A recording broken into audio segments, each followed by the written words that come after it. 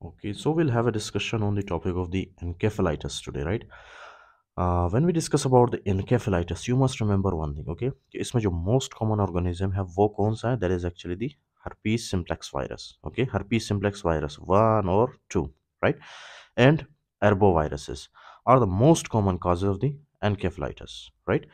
Rarer etiologies include cytomegalovirus, okay, toxoplasmosis, West Nile virus, varicella zoster virus, Borrelia rickettsia, Legionella, enterovirus, Mycoplasma, and cerebral malaria. Children and older adults are the most vulnerable. Fine. So the most common organism that you have to remember about this, that is the herpes simplex virus. Okay. अच्छा. अब for example when we discuss about encephalitis, you must remember, okay, कि encephalitis में obviously क्या होता है, हमारा जो brain parenchyma है उसका इन्फ्लेमेशन, ओके, ब्रेन पैरेन्काइमा का इन्फ्लेमेशन होता है इसमें. So let's discuss this condition now in detail. Okay, first of all you need to understand one thing. You have to suppose, okay, you have to suppose for example यहाँ पे मैंने एक virus draw किया है, okay, this can be herpes simplex virus. So because the most common one is the herpes simplex virus, so I will specifically talk about these one. Okay, herpes simplex virus क्या करता है? herpes simplex virus सबसे पहले आपके obviously body में कैसे enter होता है, आपके माउथ के थ्रू या तो फिर आपके फॉर एग्जांपल ये क्या कहते हैं इसको, ऑल्फैक्टरी नर्व्स के थ्रू, ओके, या तो फिर आपके नाक के थ्रू.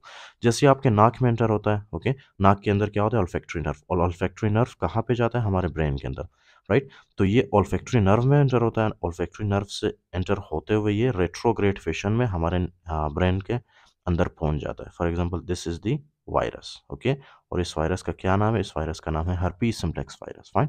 समटाइम्स ये ऑल्फैक्टरी नर्व के थ्रू या तो फिर समटाइम्स ये ट्राइजेमिनल नर्व के थ्रू हमारे ब्रेन के अंदर पहुंच जाता है. अंडरस्टूड. ओके, अब ब्रेन के अंदर पहुंचने के बाद ये क्या करता है, listen very carefully, let me draw a neuron for you. Okay, neuron तो आपने देखा होगा, राइट? न्यूरॉन आपने देखा होगा, इस तरह से न्यूरॉन होता है हमारे पास. Okay, fine. This is for example a neuron.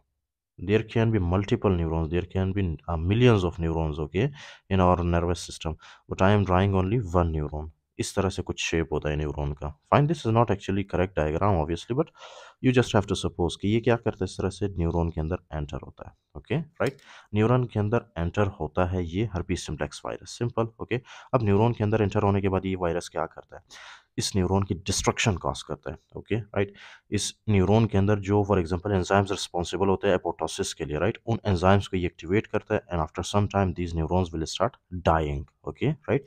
तो एक तो ये इस न्यूरॉन के अंदर क्या करता है, अपने बच्चे पैदा करता है. ओके, इस तरह से रेप्लिकेट करता है, और रेप्लिकेशन के साथ साथ ये इस न्यूरॉन को आखिर में क्या करता है, डैमेज करता है, डिस्ट्रॉय कर देता है, right. Okay, so as a result क्या होगा, neuron, it will kill the neuron. Okay, it will kill the neurons. Fine. तो जैसे न्यूरॉन्स मर जाते हैं उसके बाद क्या होता है, this is something very obvious. Okay, कि जब न्यूरॉन्स नहीं होंगे तो ब्रेन एक दूसरे के साथ अपने फॉर एग्जांपल फ्रंटल लोब के साथ, टेम्पोरल लोब के साथ, उसके अलावा ऑक्सीपिटल और क्या कहते हैं उसको, पेराइटल लोब, राइट. तो ये चारों कॉर्टेक्स अपने एक दूसरे के साथ जो है कांटेक्ट नहीं कर पाएंगे. क्यों? क्योंकि न्यूरॉन्स ही होते हैं, राइट. यही न्यूरॉन्स तो होते हैं मोबाइल फोन्स जो कि फ्रंटल लोब को टेम्पोरल लोब के साथ कनेक्ट करता है, राइट. जब ये न्यूरॉन्स नहीं होंगे तो जाहिर सी बात है there will be no communication between the और among the cortices. Okay, right. अच्छा, जब वहाँ पे कोई कम्युनिकेशन नहीं होगा in the frontal cortex and the temporal cortex, so obviously we will see clinical feature related to them, right, and including that जब ये neurons मर जाते हैं तो क्या होता है हमारे बॉडी में, listen very carefully, these will lead to the confusion or seizures. okay, these will lead to the, most specifically ये क्या करवाता है, ब्रेन के अंदर seizures करवाता है. Okay, right. क्यों? क्योंकि जब न्यूरॉन्स मर जाते हैं तो न्यूरॉन्स एक दूसरे के साथ कम्युनिकेट नहीं कर पाते. ओके, कुछ न्यूरॉन्स जब डैमेज होते हैं तो वो हाइपर एक्साइटेबल हो जाते हैं. फाइन. ओके, और कुछ न्यूरॉन्स जब वो मर जाते हैं तो वो हाइपो एक्साइटेबल हो जाते हैं. So in short these all conditions will lead to the formation of the seizure. Okay, right, when the neurons are damaged or when the neurons are killed, that will lead to the seizure in the patient. Fine. अच्छा, जब जैसे ही for example यहाँ पे neurons मर जाते हैं उसके बाद क्या, उसके बाद हमारे ब्रेन के अंदर एक बहुत ही ज़बरदस्त सेल है, राइट, ब्रेन का मैक्रोफेज आप कह सकते हो उसको. Okay, that is very very aggressive. Fine, ये है आपके पास. सी, From the face you can judge कि this is very very aggressive, okay, and this cell is actually called the microglia, okay. Microglia क्या है दरअसल, this is the macrophage of our central nervous system, fine, especially brain. तो ये जैसे ही for example माइक्रोग्लाया को पता चल जाता है कि न्यूरॉन्स इन्फेक्टेड है और न्यूरॉन्स के टुकड़े हो चुके हैं, राइट, उसके बाद यही माइक्रोग्लाया, ये जो वायरस यहाँ पे एंटर हुआ है, इसके एंटीजेंस को ये डिटेक्ट कर लेता है, राइट।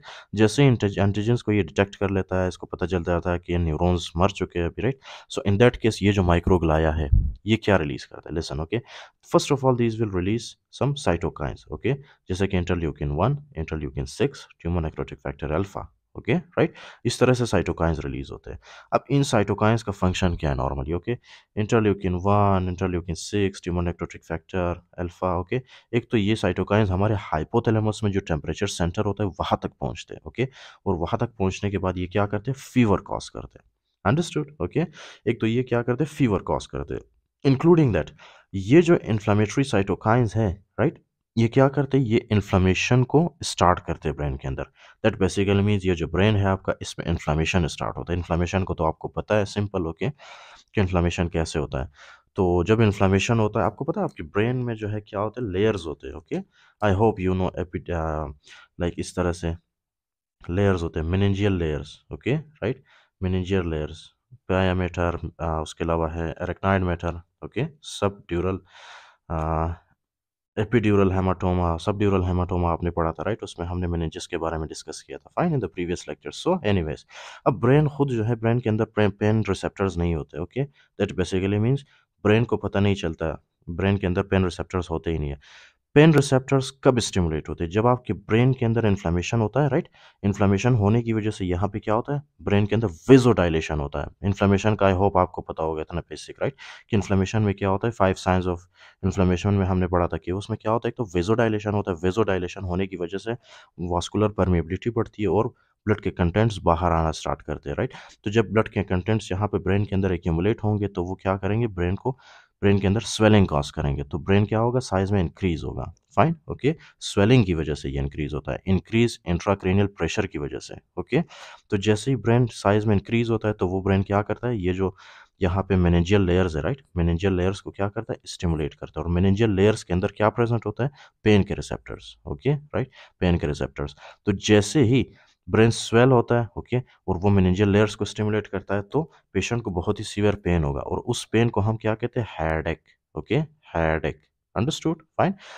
मैं आपको बताता हूँ कि ये क्लिनिकल फीचर्स पे इतना टाइम क्यों लगा रहा हूँ मैं, ओके। तो एक तो क्या होता है इससे, headache, fine, okay, including that let me for example in circle the important points. एक तो मैंने आपको बताया हेडेक के बारे में, ओके, और दूसरा मैंने बताया किस चीज़ के बारे में, सीजर्स के बारे में, ओके, एंड तीसरा मैंने आपको बताया फीवर के बारे में, fine. So these signs you never have to forget, these are the most most most most most important points, okay, that I have discussed, fine. On the basis of these ही आपने जो है differentiate करना होता है patient को, okay, कि whether it is for example brain abscess, whether it is encephalitis और whether it is meningitis, okay. अब मेनिंजाइटिस के केस में वो हम डिस्कस नहीं करेंगे, लेकिन आपको सिर्फ बता रहा हूँ, right, in order to differentiate between the MCQs और केस स्टडीज, ओके, कि अब ये जो हम डिस्कस करते हैं एनकेफेलाइटिस में, इसमें हमारे ब्रेन का एक स्पेसिफिक एरिया इन्वॉल्व होता है, ओके, और इसमें इन्फ्लेमेशन होता है, फाइन, ओके, मतलब ब्रेन के अंदर ही इन्फ्लेमेशन होता है, राइट, एनकेफेलाइटिस इसीलिए कहते हैं इसको। अच्छा, अब इसके अंदर जो है I did not discuss about the neck stiffness, okay, इसमें नेक स्टिफनेस नहीं होता, understood, okay. So you must remember, इसके अंदर जो है नेक स्टिफनेस या तो फिर बहुत ही माइल्ड होता है या तो फिर होता ही नहीं है, एब्सेंट होता है नेक स्टिफनेस, राइट। और इसमें जो है आई इन्वॉल्वमेंट या ओकुलर इन्वॉल्वमेंट नहीं होता पेशेंट को, understood, okay. So let me write down here for you because these two are the most important points. The very first one is no neck stiffness, okay, no neck stiffness, fine. एक तो है no neck stiffness और दूसरा इसमें ocular symptoms नहीं होते हैं, राइट। ऑक्यूलर सिम्टम्स मतलब symptoms related to eyes, okay, वो किस में होते हैं, I will discuss with you, okay, when I discuss about the meningitis with you, fine. अच्छा, तो ये आगे आपके पास एक है seizures, most important, headache most important, fever most important points, okay, right, this three you never have to forget. उसके बाद मैं आपको बताता हूँ कि ये एक्चुअली में सीजर्स वगैरह होता किस वजह से, okay. First of all you need to understand कि इसमें जो है सबसे मोस्ट कॉमनली जो ये न्यूरॉन्स को इन्वॉल्व करता है, कौन से न्यूरॉन्स को इन्वॉल्व करता है, हमारे frontal lobe and temporal lobe के। For example this is the frontal lobe, this is the parietal lobe, occipital lobe and this is the temporal lobe. Fine. अब टेम्पोरल लोब के अंदर दिस इज समथिंग ऑब्वियस, आपको पता होगा I hope, right. इसमें क्या होता है, इसमें इस तरह से एक एरिया होता है which is called is the hippocampus, hippocampus. Fine. Hippocampus वाला एक एरिया होता है, इंक्लूडिंग दैट इसमें लिम्बिक सिस्टम भी होता है, ओके। और उसमें एक स्पेसिफिक स्ट्रक्चर होता है which is called is the amygdala. I discuss these conditions in detail with you in the previous lectures, okay. अब इन शॉर्ट हम डिस्कस करते हैं, ओके। हिप्पोकैम्पस किस चीज़ के लिए फॉर एग्जांपल रिस्पॉन्सिबल है, हमारे मेमोरी के लिए, ओके, राइट, मेमोरी के लिए। उसके अलावा ये जो एमिगडाला ये किस लिए रिस्पॉन्सिबल है, ये हमारे बिहेवियर के लिए या तो फिर फियर वगैरह के लिए, okay, right. Behaviour, fear, including that ये जो आपका टेम्पोरल कॉर्टेक्स है, राइट, टेम्पोरल टेम्पोरल कॉर्टेक्स इस तरह से कुछ न्यूरॉन्स के थ्रू ये किसके साथ कनेक्टेड होता है, आपके फ्रंटल लोब के साथ, ओके, फाइन। फ्रंटल लोब के साथ ये अटैच अटैच होता है, राइट। और आपका फ्रंटल लोब आपको पता है कि ये किस लिए काम करता है, अटेंशन के लिए, okay. These will maintain your attention, fine, okay. अगर इसको आप डैमेज करोगे तो there will be attention problem. अगर आप हिप्पोकैम्पस को डैमेज करोगे तो there will be memory impairment. आप एमिगडाला को डैमेज करेंगे तो that will lead to the behavioural problems, okay. अच्छा, तो इन शॉर्ट यहाँ पे एक और एरिया है which is very very important, okay, that is called the medial temporal cortex, okay. यहाँ पे लिख देता हूँ medial temporal cortex, fine, medial temporal cortex, understood, okay. अच्छा, अब क्या है कि फॉर एग्जांपल ये सारे एरियाज जब डैमेज होते हैं, स्पेशली ये मीडियल टेम्पोरल कॉर्टेक्स भी जब डैमेज होता है, this will also lead to the seizures, fine, okay. अच्छा, अब यहाँ पे मैंने कौन कौन से स्ट्रक्चर्स डिस्कस किए, एक तो फ्रंटोटेम्पोरल पाथवे, ओके, उसके अलावा है मेमोरी वाला यानी हिप्पोकैम्पस, उसके अलावा है amygdala which is responsible for behaviour, और है आपका medial temporal cortex specifically, okay. ये सारे इन एरियाज जब इन्वॉल्व होते हैं, ओके, जब इनके न्यूरॉन्स डैमेज होते हैं, so that will lead to the altered mental status, AMS, okay, right.